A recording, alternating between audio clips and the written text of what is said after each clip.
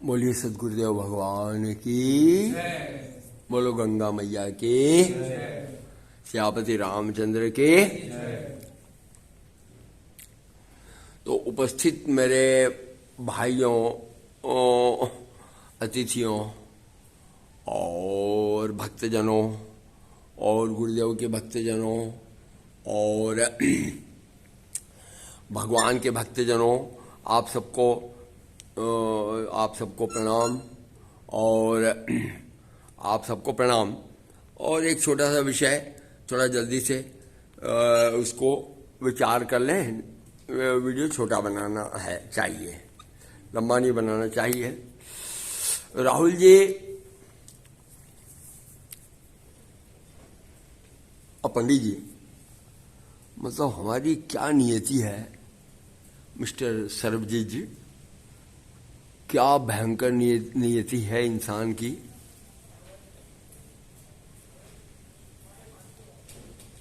कि इसको जन्म भी चाहिए, जन्म न मिले भी ना फड़फड़ाएगा, मम्मी जन्म दे, मम्मी जन्म दे, मम्मी जन्म दे। अच्छा भैया, और भाई साहब जन्म लेने के बाद में अब आप क्या कह रहे हो कि मेरी 100 चिंताएं हैं, आप क्या कह रहे हो कि मेरी 50 चिंताएं हैं। अपना ये भाई कहता कि मेरी 50 चिंताएं हैं। लेकिन मेरे भाइयों, आपकी मूल चिंता का गोमुख कहां पे है पता है? सारी चिंताओं का, चिंता अगर नदी है तो उसका गोमुख कहां है? हमारा मन। आपने ठीक ही प्रयास किया, हमारा मन। और ये मन काय में अटका है पता है? इसकी पहला बंधन जो है मोह। काय से मोह? मोह काय से? एवरीथिंग तो बाद में आएगा, एवरीथिंग बाद में आएगा। पहले आप बनोगे, पहले सर्वजीत बनेगा, पहले राहुल बनेगा, पहले पंडित जी बनेगा। पंडित जी का शुभ नाम क्या है? R S Goswami ji. पहले हम बनेंगे, तब फिर हमारा मन ड्रामा करेगा जिंदगी भर। इससे मोह, उससे जूता खाएगा, उसको वहां प्रेम करने जाएगा, उसको चाटने जाएगा, उसको पकड़ने जाएगा, उसको पोछने जाएगा।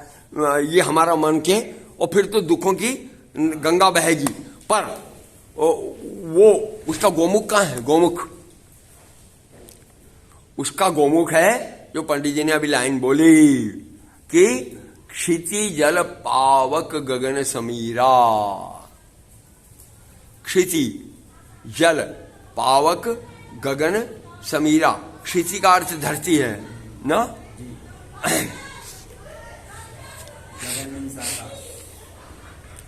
धरती माने मिट्टी, जल माने पानी, क्षिति जल पावक, पावक माने अग्नि, गगन मतलब आकाश, समीरा माने वायु। ये 5 चीजों से ये पंच रचित यह अधम शरीरा। अब सर जी ऐसा मुंह लटका के बैठते हैं, सर जी ऐसे ऐसे करते हैं, सर जी ऐसे कर रहे हैं, सर जी ये कर रहे हैं, वो कर रहे हैं। पता है क्यों? या हम सब में जो 100 विकार हैं, वो विकार काय कब से हैं पता है? काय के लिए? क्योंकि हम क्या हैं? हम क्या हैं? पंच तत्वों के बने हम शरीर हैं, शरीर। हम क्या हैं? शरीर है। हमारा पूरा परिचय, सरबजीत बोले कि मैं पहले तगड़ा था, मोटा था, 120 किलो वजन था।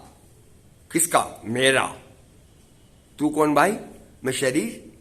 थैला देख नहीं रहे हो? ये थैला मैं, ये थैला मतलब मैं।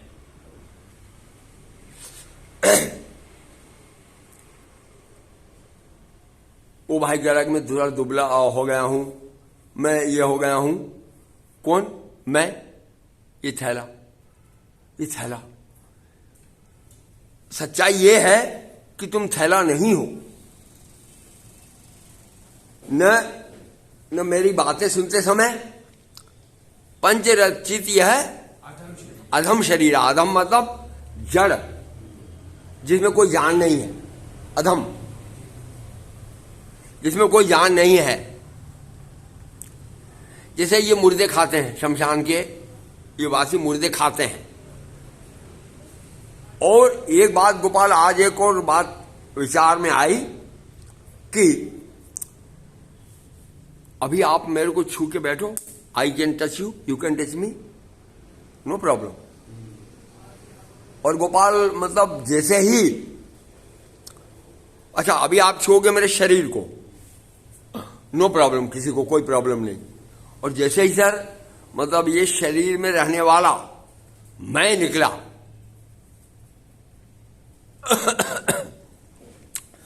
मैं निकला कि शरीर इतना गंदा हो जाएगा गोपाल की छूना मुश्किल। सूतक पालन करोगे, ये करोगे, गंगा जल लगाओगे, वो घर में मत घुसना, 14 दिन व्रत में रहना पड़ेगा, छूना मत। इतना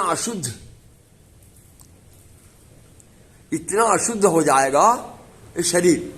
और ये वही शरीर अभी बैठा है, तो ये इसको हम कोई सूतक नहीं कर रहे हैं, ये नहीं पालन कर रहे हैं। क्यों? अब ये उतना अपवित्र क्यों नहीं है? अब ये उतना भयभीत अपवित्र, तुम मरे हुए शरीर के कमरे में भी नहीं जाओगे। और वो शमशानवासी लोग इस शरीर को खाते हैं, हाथ को तोड़ के मांस खाएंगे, ये खाएंगे, वो खाएंगे, कीड़े लगेंगे, थोड़ी देर बाद इसमें दुर्गंध आएगी वगैरह। ये सब चीजें अभी क्यों नहीं हो रही? क्योंकि अभी हम जीवित हैं। तो अभी आप जीवित हैं। और तो आप क्या हो? पंचरचित या अधम शरीरा हो क्या? आप पंचरचित यह अधम शरीरा हो क्या? है ये बात, ये सत्य है? सत्य ये बात। ये तो सत्य नहीं है। सारा संसार जो है ना वो ये सत्य इसलिए नहीं है क्योंकि आपको अभी हम छू सकते हैं। अभी आपको छूते ही सूतक नहीं पालन नहीं करना है। आप अशुद्ध नहीं हो, अपवित्र नहीं हो, अभी गंध भी नहीं आ रहा है आपके आप में कि शरीर में से दुर्गंध है। तो आप और ही कुछ थे जो इस शरीर में रह के जीवित थे। आप निकले कि शरीर अपवित्र, गंदा, भयानक और सूतक पालन करने योग्य हो गया है। तो हो गया। तो आप क्या हो? पंचरचित या अधम शरीरा हो या और कुछ हो? और कुछ हुए हम तो। सरबजीत जी, हम क्या हुए फिर? इस शरीर हुए क्या? तब उसको अधम नहीं कहेंगे महाराज। अधम नहीं रहेंगे अभी। अधम क्यों? अधम तो तब होंगे जब हमारा प्राण निकल जाए, तब वो अधम हो गया शरीर। आत्मा निकल जाएगी हाँ। शरीर में से। नहीं, अधम इसको इसलिए बोला जाता है कि ये इतना अधम है कि इस पर विश्वास नहीं कर सकते कि ये आत्मा को भी रख के रखेगा, या आत्मा इसको फेंक के नहीं चला जाएगा। आत्मा कुछ समय तक ही इसमें रहेगा, बाद में आत्मा इसको छोड़ के चला जाएगा, क्योंकि ये अधम है। ये उत्तम होता तो आत्मा नहीं जाता, और आत्मा उत्तम लोक को चला जाएगा, और शरीर अधम है जो अधम को छोड़ देता है, इसलिए शरीर अधम है। और अधम तो पंचरचित या अधम शरीरा।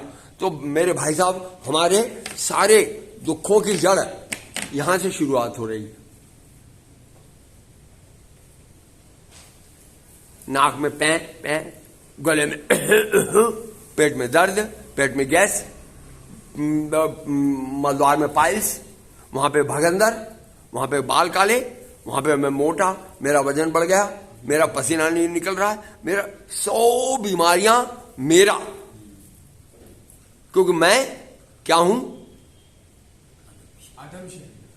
अधम शरीरा से जो इन्होंने मोह शब्द बोला ना, वो मोह बाहर नहीं होता बच्चे से, स्त्री से, पुत्र से, कार से, ये बाद में मोह होता है। पहला मोह आपका कैसे है? इस अधम शरीरा से। तो हम लोग जन्म लेने के लिए जो छटपटा रहे थे, वो हमको ये पता नहीं था कि इतनी भयंकर व्याधि से हमें जूझना पड़ेगा कि जन्म लेते ही हम इस कोट से, जैसे अभी ठंडी आई थी पंडित जी, तो ठंडी में आपने बड़े बड़े कोट डाले शरीर पे।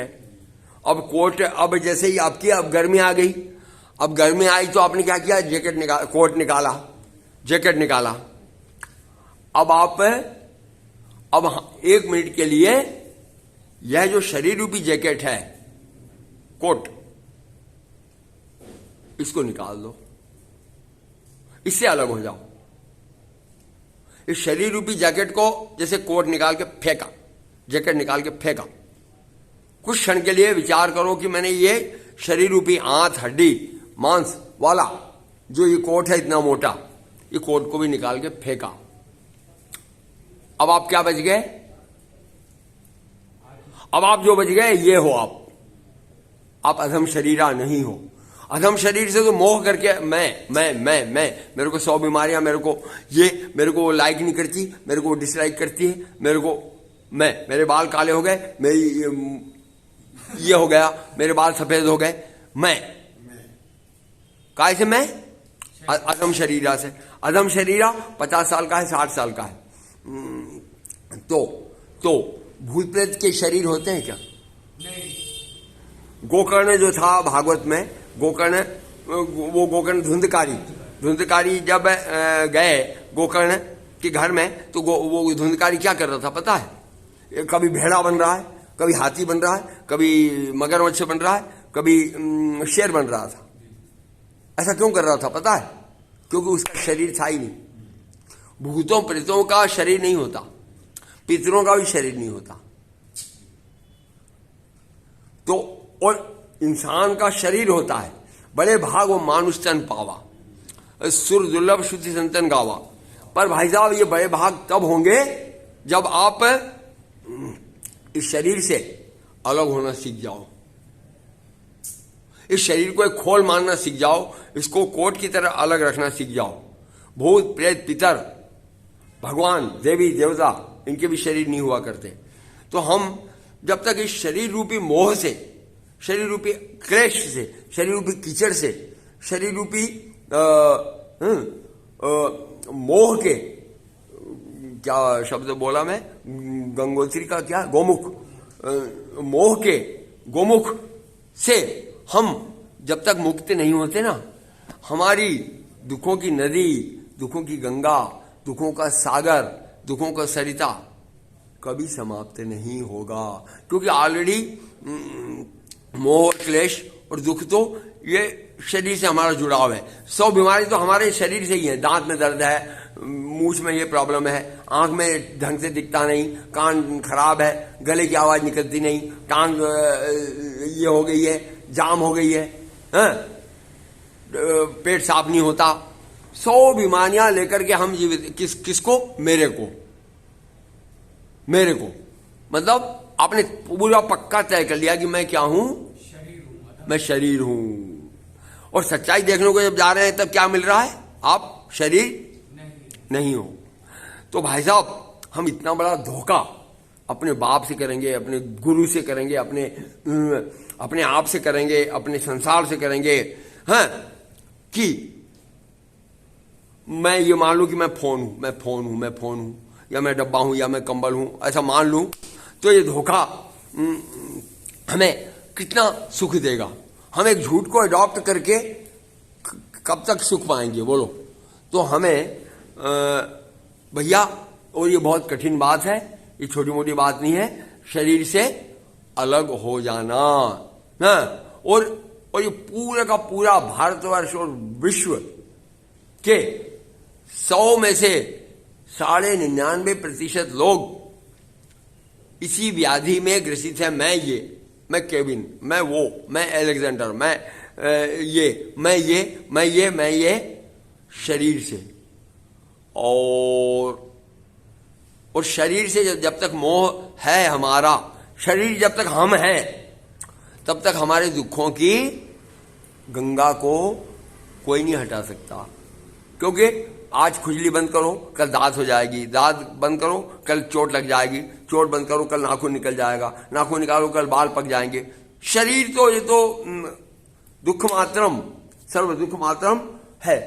तो इसलिए ये अधम शरीरा, सारी गंध, सारे मल मूत्र पीप खून का जड़, वो मेरे को लाइक करती है, वो मेरे को नहीं लाइक करती है।